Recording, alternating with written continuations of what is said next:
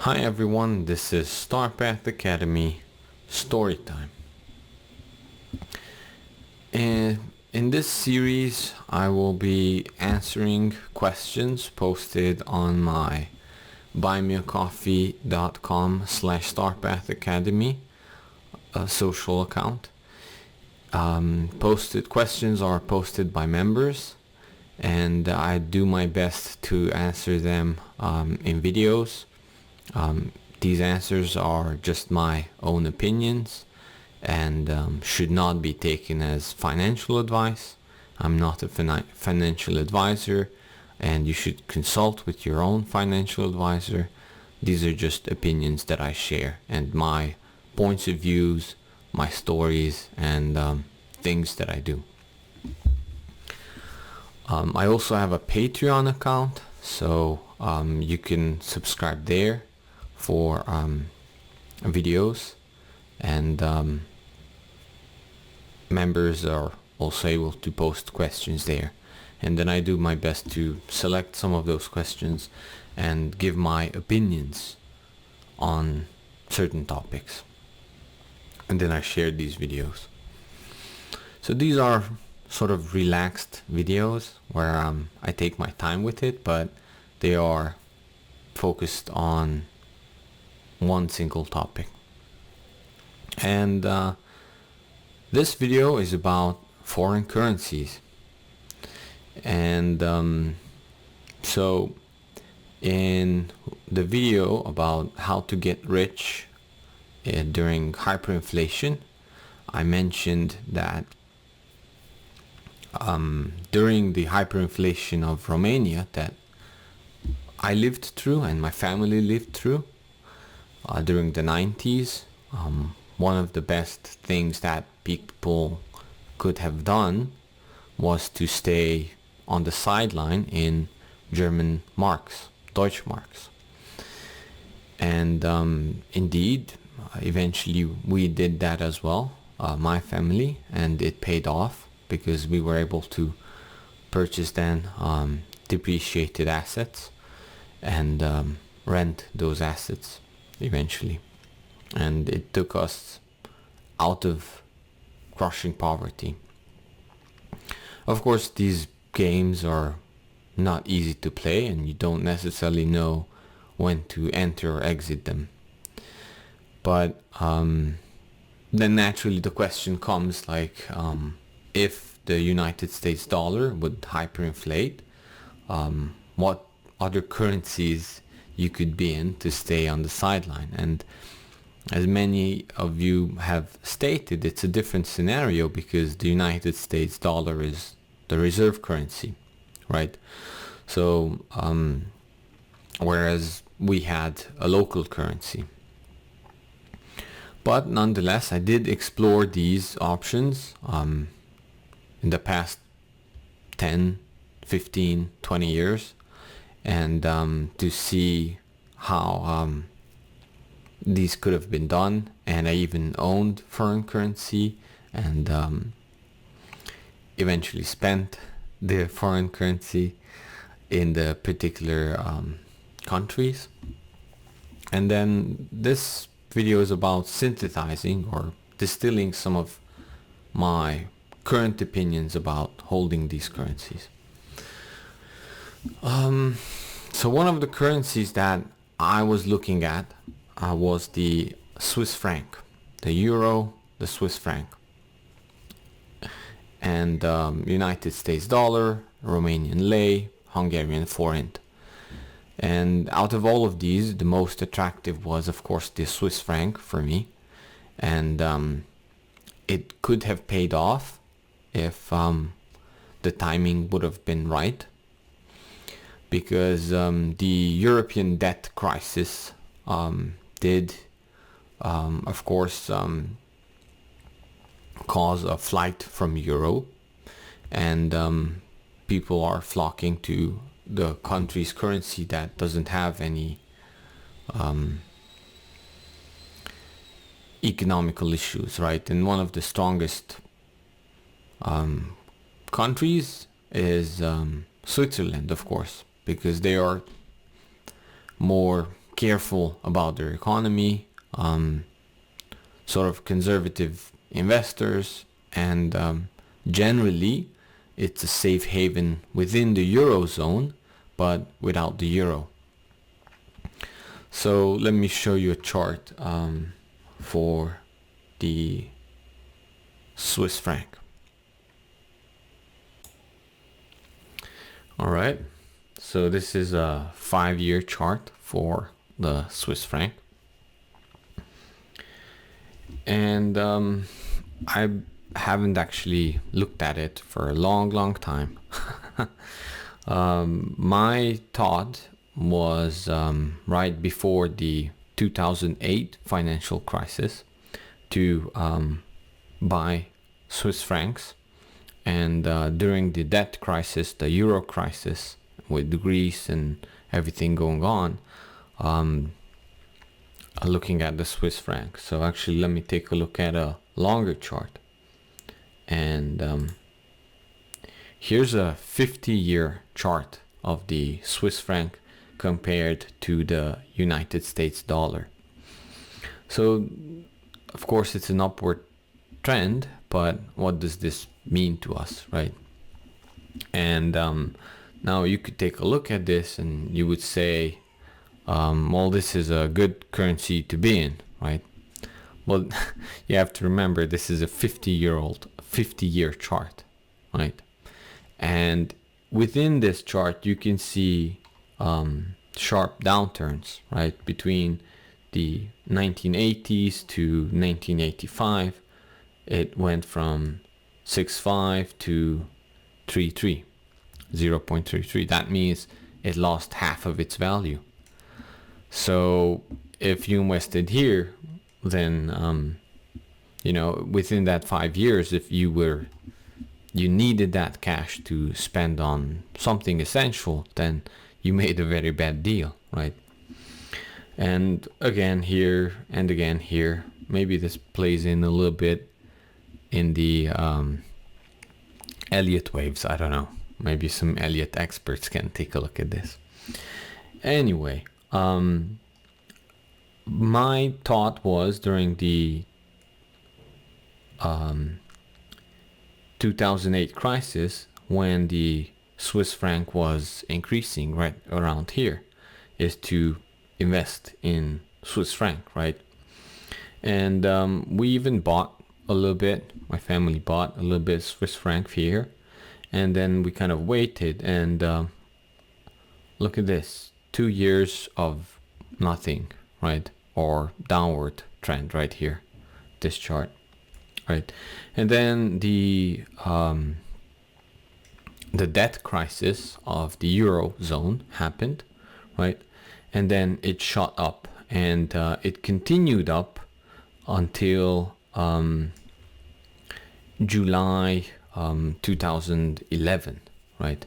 So this is where I thought, well, this is the currency to be in. This will be the currency that could act as the Deutschmark for us, or for me, in the potential inflation, high inflation and hyperinflation.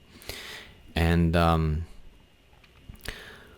what needs to be taken into account, that these are currencies of, well, I would say the people of those countries, but they're really the currencies of the central banks of located in those countries, right? They're not even the country's central bank if you dig a little deeper, right? Anyway, these are central banks, and they control the flow of currency, right? So what happened here was, the reason why I'm making this video is that these currencies are controlled by central banks, and central banks can peg their own currency to another currency. And usually these are currencies that other countries' currencies that a country makes a lot of trades with. And there were, if you heard about the trade war with China or currency war with China, Just a very basic idea is that a central bank can devalue its own currency, or it can make its own currency appreciate. That's a bit harder, but devaluing is much easier. And based on another country that you're making trades with, you might usually what they want is the currency to stay whatever the level is between the two currencies. They want stability so economic trade can go on, because if your own currency is appreciating too much, then it's harder for you to export to other countries, because your products are actually getting more expensive from their perspective. So this is exactly what has happened, and most of the export market of Switzerland is the European zone, and their export was getting too expensive. So what they did was they actually pegged their own currency to the euro. That means that they made a vow that, if the currency is appreciating even more, then we will be turning on the printing presses at high speed and we will be printing more and more currencies to devalue our own currency, to make sure that we can do trade with the European Union and our products don't get too expensive for them, right? So there has been multiple pegs, starting from the Bretton Woods system when it was pegged to the United States dollar, the Swiss franc, I think it was 4 francs to $1, something like that. That was the peg. And of course, pegs are hard to keep, because if your own currency is appreciating a lot, then you have to print more and more. But as you are printing more and more, you're actually robbing your own citizens who are saving currency for retirement and saving cash for retirement. So it's always a trade-off, and you can peg your currency and print a lot, but yeah, that comes at a cost. And national or central banks, they try to weigh in like what is better, but usually they care about economic activity and not so much about their own citizens. That's my opinion. You can do whatever you like with that.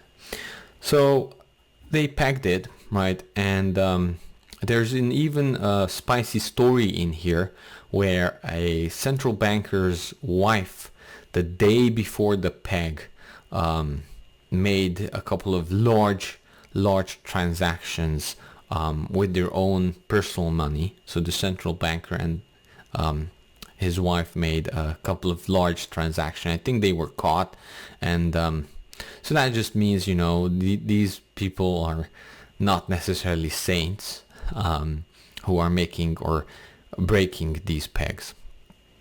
You look it up; it's quite interesting, and it was a story back then. So I was following this quite well, and I know a lot of spicy stories. Here's a article about 3 years after the currency shock, right? And this is actually a step ahead of this. After it was pegged in 2011, the peg was broken by the Swiss central bank in 2005. And let me see, 2005, right here. So the peg was broken. And then this article is 3 years later, which is in 2018, right here, about the turmoil and the currency and the other stuff. And this little, period right here is what they call turmoil. So whatever. And then right now we're in 2021, and now it's appreciating further. But you can see that even in here from 2011 to 21, that's 10 years of nothing. So the Swiss franc that I bought right here has done nothing for 10 years.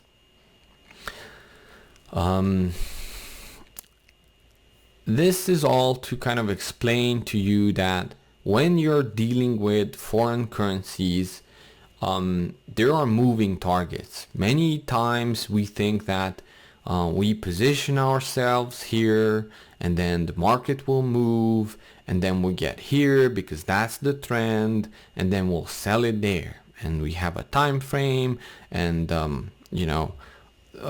we have our own plans, and you could have your own plans in staying on the sideline in a different currency. And that might look good for, let me see, from 2000 to 2011, right? So that's 11 years. And you're thinking that I'm on the right track, right? But then right before hyperinflation happens, a peg might be put on, and then a peg might be broken. And you're really at the whims of these central bankers and their own interests. And just to kind of play with the metaphor a little bit, is that if you're on the sidelines and you're watching the game, right, unfold, if more and more people are staying on the sideline, the actual game might change just because of that, right? So the game rules might change because they are now looking like they are not robots, right? Playing their game out, and then you can always just move in and move out based on what you think it is. They're actually thinking human beings, I would hope, and they're watching the game as well, and they're watching how many people are on the sidelines, and they're making their inner game rules up as they go, and they're changing these things. So currencies, especially in a very globalized world, national currencies might not work as well in a global crash or a global hyperinflation or inflation or even a deflation that might pre-run a hyperinflation that could be happening, right? So our situation in Romania was localized to post-Soviet countries like Bulgaria, Ukraine, Hungary, Poland, Moldavia, Romania, and other these countries. But their GDP was very small compared to these major countries in Western Europe and United States and so on that had a good economy even during this time, right? So you have to think about these things, because I'm telling you my experience from Romania, but these don't always translate into a global picture. Now, the pains that we felt during these shocks or hyperinflation, I think the human pain and the human suffering might be very close to what could happen in a global shock, right? What the average person experiences. But the quote-unquote solution, or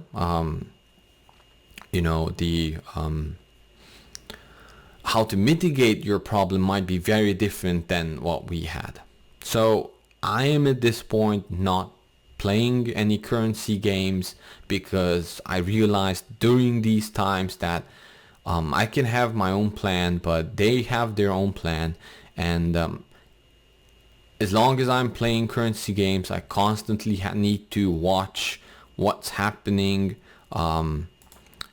in the market. Here's another article talking about this, is talking about the 2011.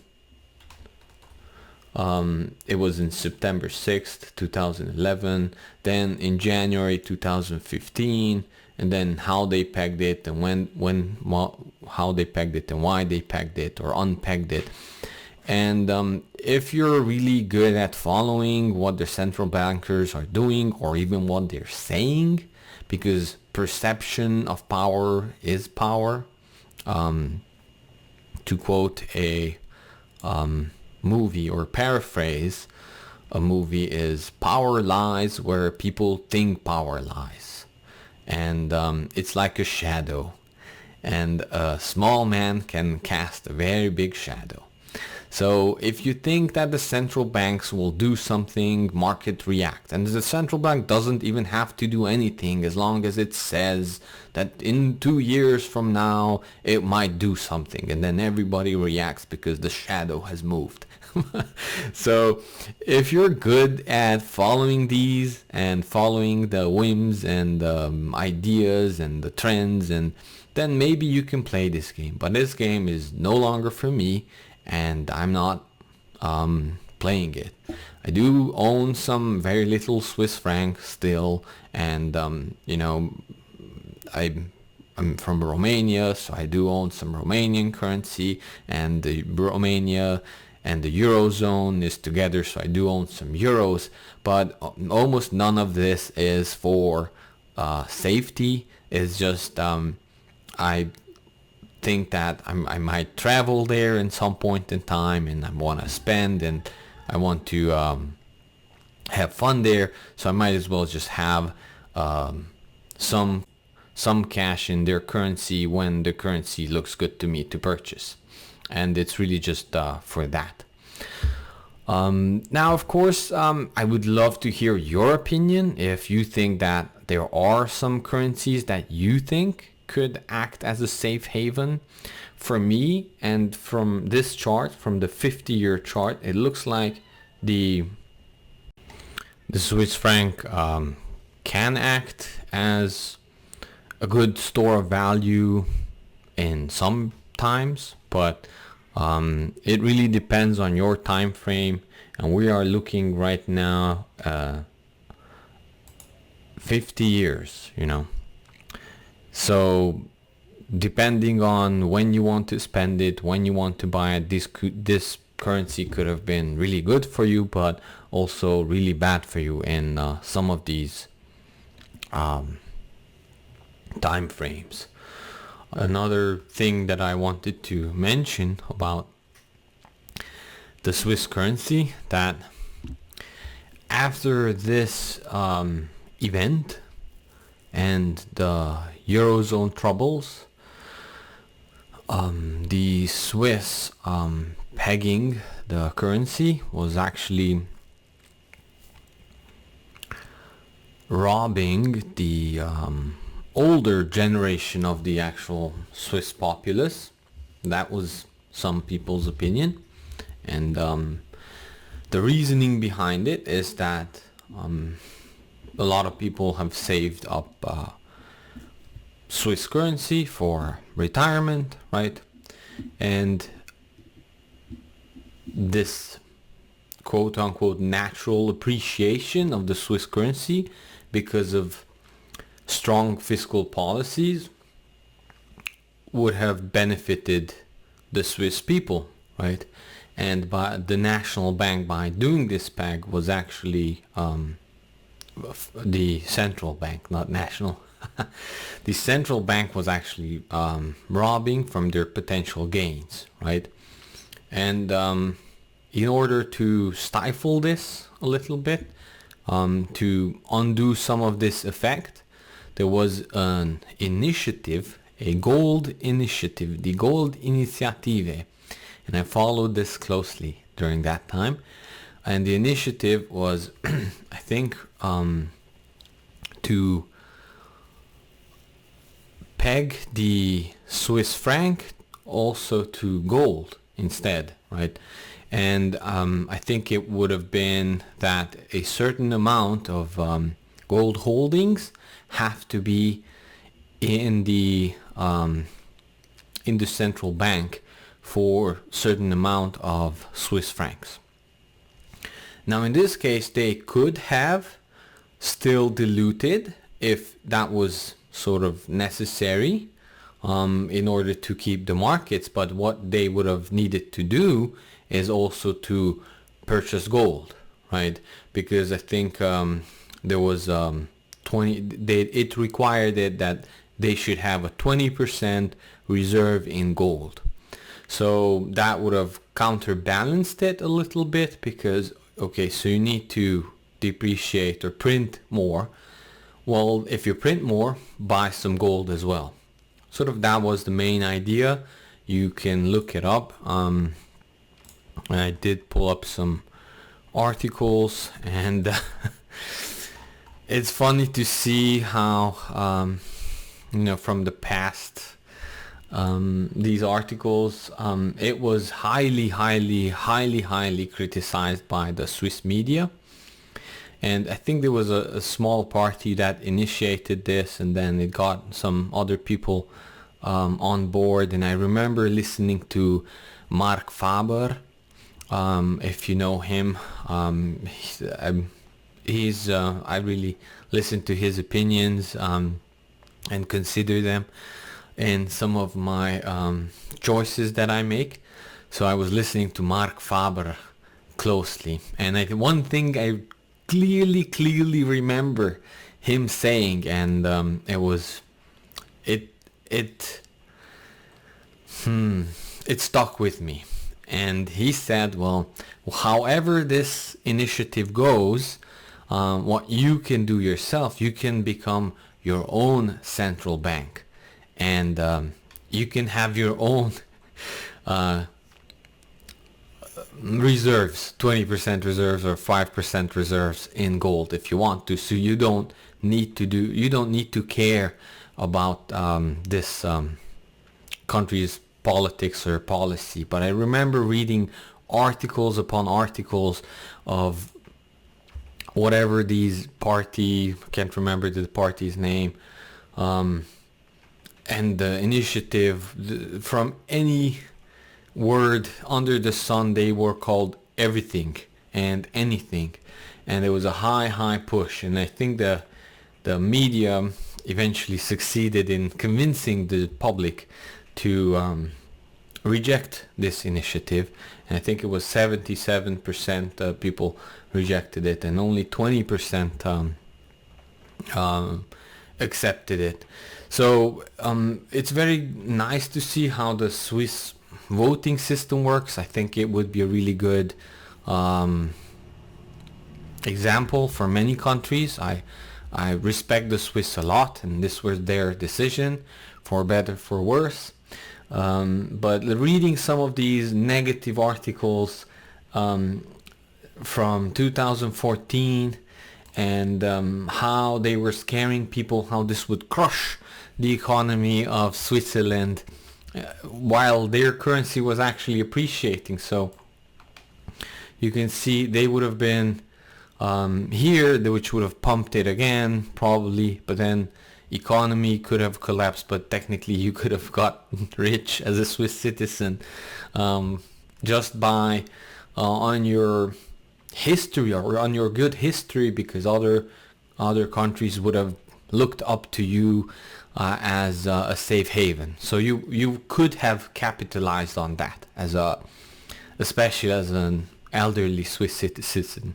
But it was framed young against the old, and how the old want to crush the economy, and how bad this would be. And it's really interesting to see these old articles from 2013 now, reading back when gold was $1,100. So they would have picked up a lot of gold for $1,100, while their currency was appreciating faster than gold actually, and they said no. So I think that was my kind of last information point that I needed, that not to put too much hope into any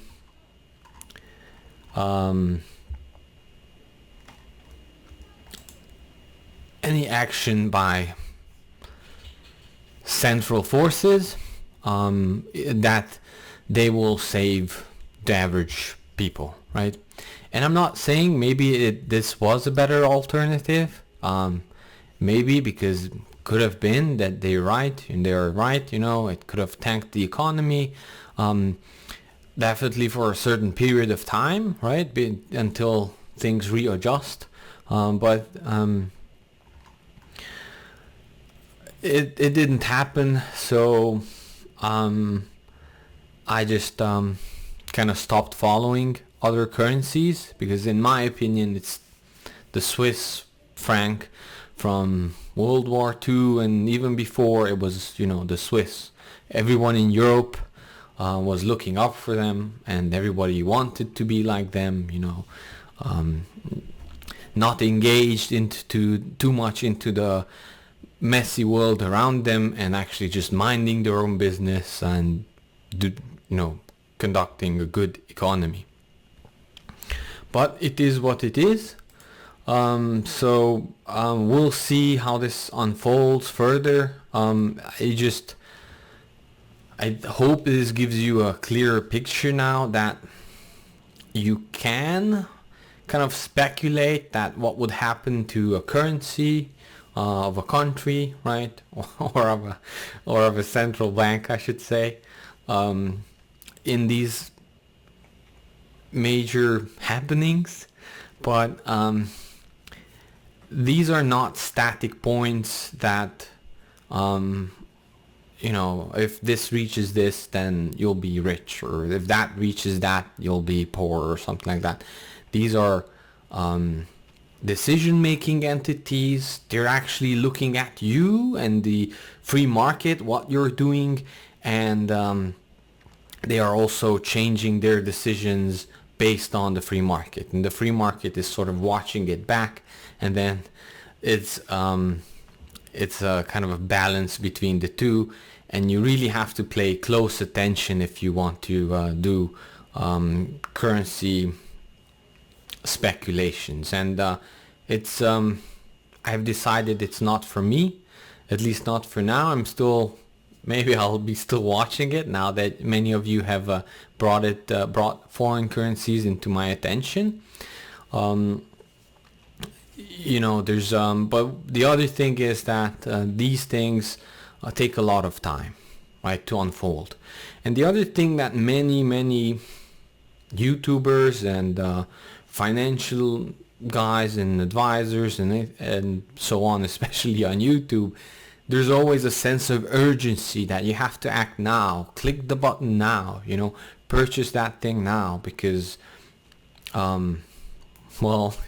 whatever their reason is. And just looking at these charts, these things unfold much slower than people think it is. So when you're thinking about what your next move is, do consult with your financial advisor, because there are steps that you can make that are irreversible, right? Whether that's monetary or not monetary, and you have to make and take, in my opinion, take your time, right? And then have certain indicators, and then based on those indicators make your decision, right? And there's a lot of fear sold in these videos, and that's not what this channel is about.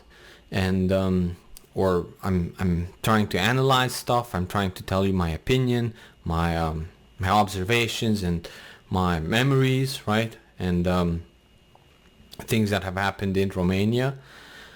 But these things unfold slowly, and then there's usually a breaking point, and it's super fast. But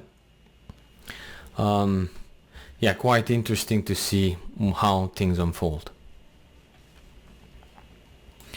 It's still one of my preferred currencies, but I read all of your comments, and I do appreciate a lot of my viewers and the very knowledgeable commenters, and thank you very much for all your nice comments. It really means a lot, and I'm picking up information as well from you guys, and then you point out something and I do my research on that as well.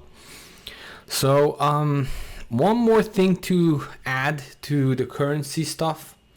regarding the United States being a reserve currency and many other currencies, national currencies, that could go up, right, based on their own economy.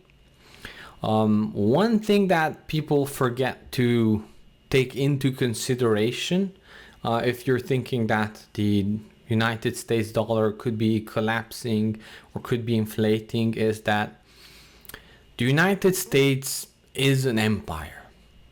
Right now, it's an empire, and we can have our own opinions, whether you agree with this statement or not, or what some of their actions are, and if you condone or you like those actions.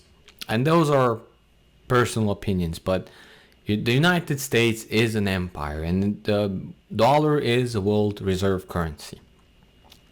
And a lot of other countries have debt in United States dollars.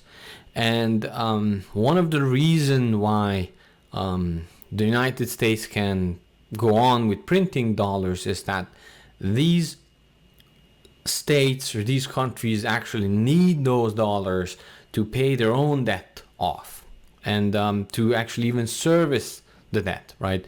To start paying back the debt, or even the principal on the debt. So countries and empires are very different.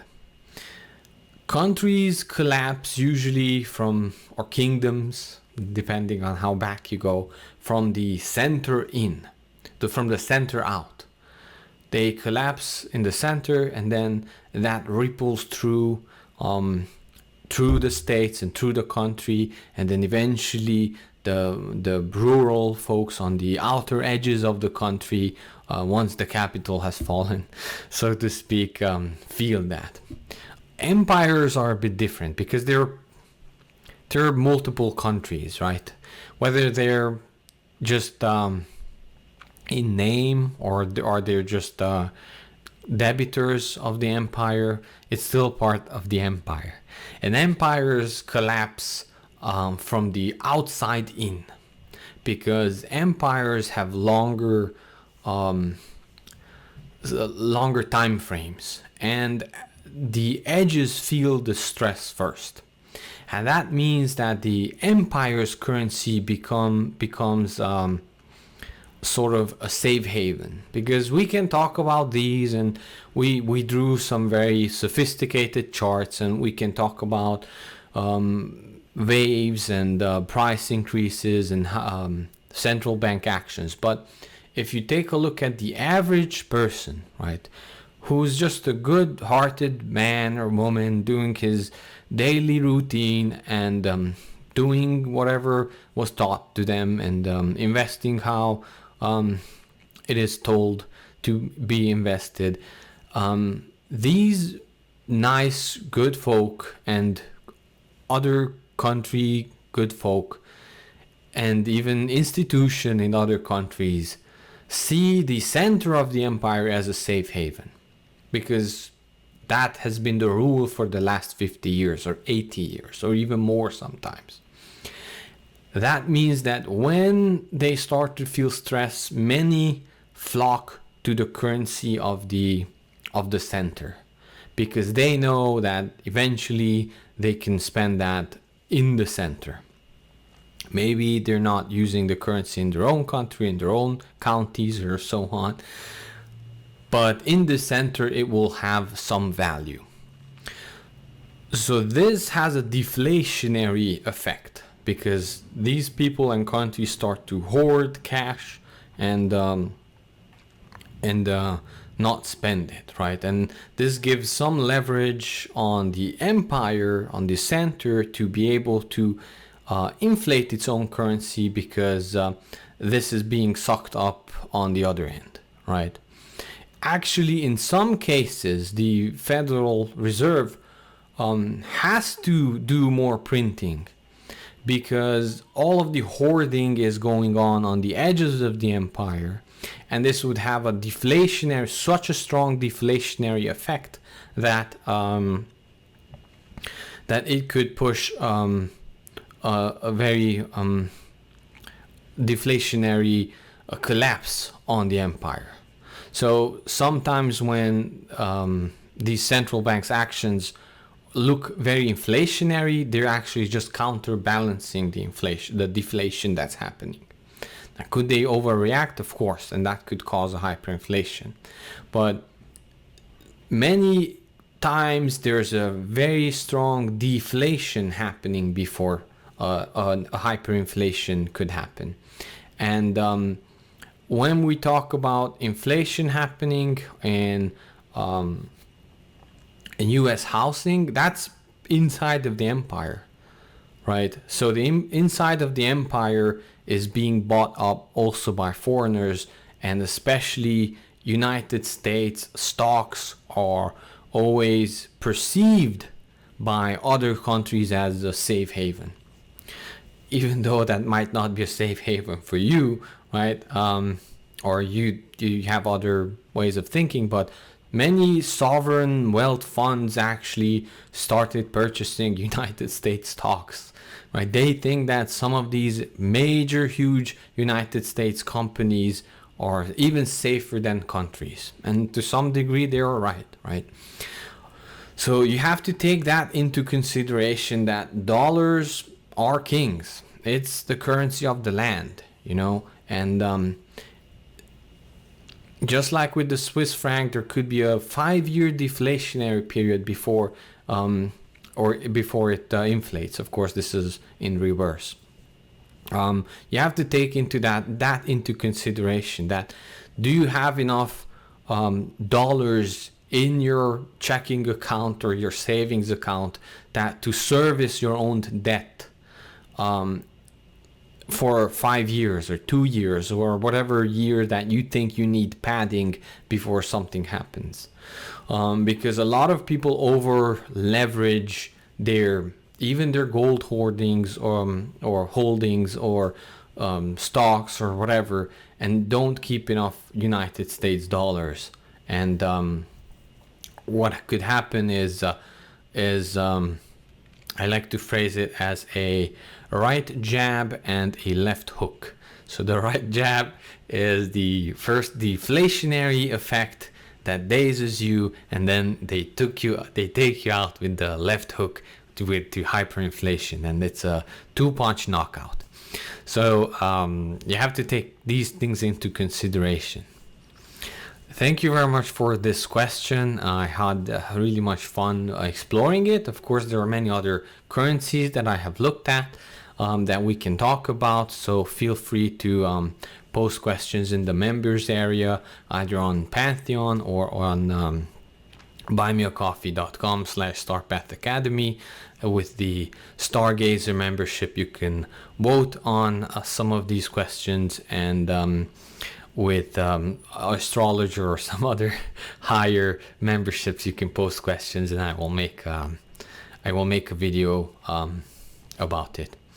So thank you very much, and I hope to see you in the next video. And do comment, share a lot of good, nice comments. I like to read them. And be sure to like the video and subscribe, and I will be sharing more of my thoughts with you. Thank you very much.